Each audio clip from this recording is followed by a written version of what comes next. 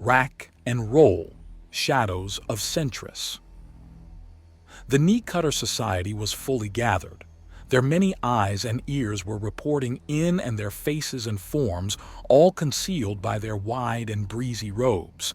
It was their duty, their right to ensure that the head of the Knee Cutter Society cannot help but stare. The guardswomen at the entrance. Their stomachs were stretched out so far that it was shown on the robes, little bulges outward beyond their breasts, on both of them. Both. She wasn't sensing danger, but there was something up. She holds up her hand and points to the guardswoman at the entrance. "You there, you breakers, come forward." The head of the Knee Cutter Society calls out, and both guards turn with surprise, coloring their presence. "Approach the council!" Black robes rustling, both guardswomen slowly walk up, clearly making a point to not trip over the robes in question. They both give their spears a little clip in unity as they come to attention in front of her. Their prominent stomachs are even more pronounced up close. "Lady Knee Cutter?" the left guard asks after a moment. "What are those?" she demands, pointing to their bulging guts. "Our robes?" the right guard asks. "No, I don't see any stains. I think she means our stomachs." The left guard supplies. "Oh, we're pregnant," the right guard announces happily. "Pregnant? How could they be pregnant?" She was the head of the Knee Cutter Society, and she didn't... Oh, they probably bought an insemination procedure. And what made it seem like a good idea to pay the sperm bank a visit when you're working as active guards? I assure you both that you're not here for decoration. You will be called upon to protect us should intruders emerge. "I'm aware, milady, but we... The left guard begins. "We've been fucking our husband." The right guard chimes out, and the left one puts a hand to her head. "Nita, she didn't need to know that." "But Nika, it's awesome. We're going to be moms. And it's going to be different from our mom and dad with..." Nita's boasting is cut short as Nika reaches out and holds her free hand against her sister's mouth. "You two are married," the head of the Knee Cutters demands. This could not be. She was the head of this organization. She was beautiful, smart, and wealthy. How could she be single while the dregs of the Knee Cutters were getting married? Well, the left guard, Nika, trails off, clearly reading the situation, a skill which dumb muscle should not have, and the head of the Knee Cutters grows even more furious. "Get out!" She snarls down at them. "What?" the left guard, Nita asks. "Get out! I will not have my guards fraternizing and putting everything we've built at risk. How dare you both get married? How dare you compromise our security by spilling secrets as some idiot bimbo man pumps you full of his spawn? Get out!" "But, out! You two whores are excommunicated from my..." Her rant is cut off when something slams into the door outside and everything goes quiet. "Fine, we're fired," Nika says, showing a respectable level of spite as she throws down her spear. Her sister does the same, but only after giving her a baffled look. "Hold on, that could be dangerous." "You just fired us. We're not the guards here anymore, you don't have protection anymore, and we are out of here. Come on, sis. Let's get out of these ugly robes and see who can appreciate a mother's touch in the protection business," Nika says, pulling off the robe and tossing it onto the dropped spears. Nita quickly follows. The dark-haired sister wobbles a bit off balance before putting a hand on her stomach. She and her sister were both in comfortable pants and shirts that stretched over their stomachs and did nothing to hide the fact that not only were both women very pregnant, but with multiple babies, as is normal for Metak. But the head of the Knee Cutters shouts, as there's a knock on the door. "Who is it?" Nita calls out. Nika sighs in frustration. "Me." A deep rumbling voice answers. It's like sweet candy on velvet and sends naughty imaginings through their minds and down to the nethers. "Hubby," Nita shouts with glee and rushes to what's supposed to be a hidden doorway as Nita stares. "But we never told him where we guarding," Nika protests out loud. Hey there, little thing. How are you and our three doing? Koa asks as Nita opens the door. Crouched in the frame is the massive and imposing form of Koa that Nita hugs by sheer reflex before standing up on her tiptoes to kiss him. We just got fired, Nita says, and his eyebrows go up. Really? Is it something I did? He asks, scanning the room. Yep. What? He asks in surprise, clearly having not expected that answer. Me and Nika, Nita says, and he pauses, passes it through his mind, and then smiles. So you're fired for being pregnant? I'd say that's illegal, but this little get-together is strictly off the books as I understand it. Yay, so we'll need another one, Nita says as Nika walks up in both amusement and annoyance. But you have like 5. Surely this one wasn't the big payer, Koa remarks calmly. Hey, what's going on over there? Another man's voice sounds out. My girls were fired for being pregnant, Koa shouts back. What? That's messed up. I thought this galaxy was sympathetic to that. How did you find us? We never told you where we were going. Did you put a tracer on us someday? Nika asks, and the Knee Cutter Society is galvanized into motion. So, the humans of the Undaunted are here to stop us. You've subverted our guards and dare to reveal your hand to. No, a third male voice says simply. What? Your treachery and duplicitous nature is obvious.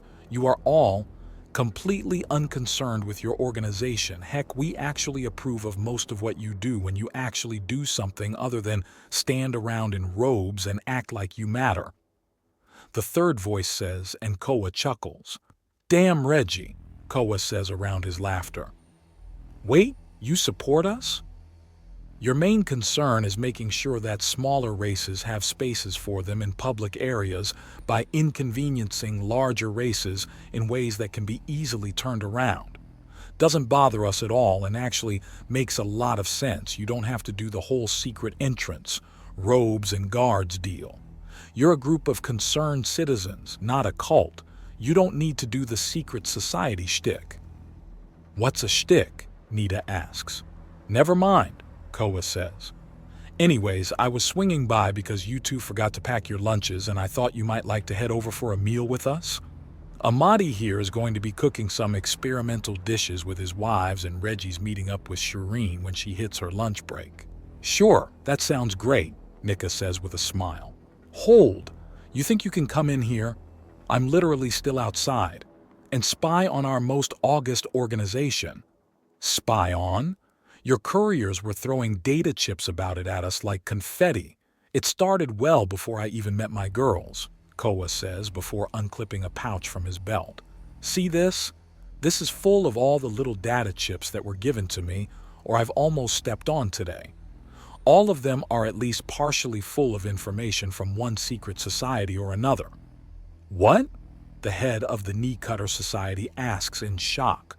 Yay, the only reason secret societies are a secret on Centris is that no one bothered to look into them. Even then, you idiots are throwing entire libraries worth of information at us and acting like it's going to keep you a secret somehow. Koa mutters. Anyways, if you're done with my girls, then that's fine. I'll just be taking them out of here and going to lunch. With that, he reaches in and pulls both Nita and Nika out of the hidden lair of the Knee Cutter Society and closes the hidden door. What just? The head of the Knee Cutter Society asks in shock. Gaining distance from the poorly hidden lair of the Knee Cutter Society is Koa, carrying Nita and Nika under his arms as Nita giggles and Nika tries to hold hers back. Right behind him, Amadi, who casually weaves an illusion that he fades as best he can into the local axiom flows, so it's even harder to notice. Through it, he can see the head of the Knee Cutter Society open the door and stare out only to see an empty street. So, what do you think the odds of some new secret society being born out of this stunt are? 2 to 5? Maybe 50-50? Amadi asks with a grin. You do have a point. They may just double down. Reggie remarks as he rubs the stubble on his chin. and that will lead to all kinds of silliness. Either way, the intelligence division will have some more entertainment, Amadi says before grinning. Speaking of entertainment, can you tell us what's up in our oncoming meals? Nothing too fancy. The girls have ordered some mass-cloned beef to add to their menu, so I'm going to show them all the levels to cook a steak at. They usually go for cooking everything all the way through for the sake of completion, but with beef on the menu, they hope to attract some Canador guests. Hey, keep up you two. Especially you, Amadi, hard to have lunch without the chef present, Koa calls back to them, and there's a bit of a hurry. Right, well that means, hey, why are we going to that refurbished bus? Nika begins as Koa stops right in front of Amadi's sky bus. It's just easier to have all this already. Besides, you two don't want to have to squeeze into Koa's sky cutter, do you? Amadi asks. Why did you buy a sky cutter anyways? I figured you for more of an air spear kind of person, Nika asks as she and Nita are set down into a seat and Koa takes the one right behind them. The cutter is closest to an actual motorcycle. Not to mention I prefer to sit while driving, and leaning back is nice too, Koa replies as Amadi revs up the engine and Reggie sits down and pulls out a technical manual from out of his coat. Still going through that? Yep. I like to know how the vehicle I'm in is put together. Also, I'm trying to puzzle out how to fill in the blank spots. Blank spots? Nita asks. Axiom lets you do all kinds of things. One of them is take shortcuts in engineering and design. I'm trying to figure out how to make an Airbus without Axiom. It's not easy, but it is a good way to pass the time if nothing else. Yeah, if he had an actual chance of cracking that, he'd have been poached by the research department by now and they'd have sewed him into a lab coat. True enough, Reggie says with a bit of a rueful grin. All right, then so do either of you girls have any special cravings? We've been wanting something, but we don't know what, Nika says before sighing. We've been using nutrition paste to make up for it. It makes the cravings go away, but then you're left with the question of what was it you wanted. So nothing special then. Only that new thing we were told about. What was it? Beef? Beef. It's a red meat from a hoofed herbivore back on Earth. A cloning agency has been duplicating the meat so the galaxy can have a taste of human food without dying, and so humans can have a fresher taste of home than the freeze-dried mess we've been devouring. We've been using Axiom techniques to reconstitute things, you know. They're in great shape, Koa says simply. Technically, but I swear I can taste that there's something old and off about it. The new stuff we're getting in isn't much better. I still can't place what that lizard thing tastes like, Amadi remarks with his tongue out as he joins the blurring fast traffic at the proper speeds. It had been freaking terrifying getting used to zipping around in this thing at these kinds of speeds, but damn if it didn't get them places in a hurry.